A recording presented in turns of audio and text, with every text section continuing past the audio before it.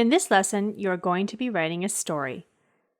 While in the first part of the writing exam, you have to write an email, in the second part, you can choose between a story or an article. In this lesson, we are going to learn how to write a story. What will you find?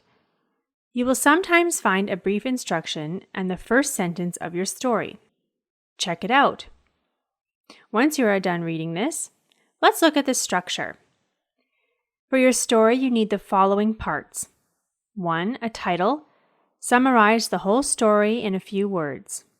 2. Introduction. Introduce the story and the characters. It must contain the given first sentence of the story. And 3. Action. Write 2 or 3 paragraphs developing the story. The characters deal with the events or situations of your story. And 4. Resolution. Finish your story. Useful expressions and tips.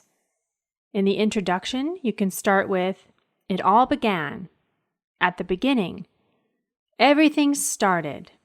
Past tenses are really useful. Action.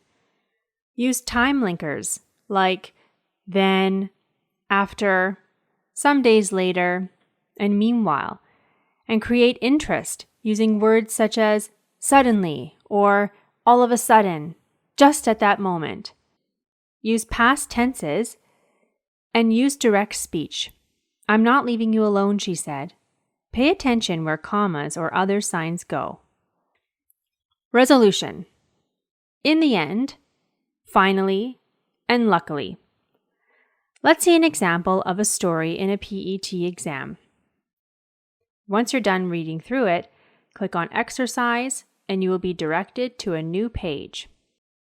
Here you will write your story. It should be 100 words, and make sure you pay attention to the instructions. Your English teacher has asked you to write a story. Your story must begin with this sentence. As the plane flew lower, Lou saw the golden beaches of the island below.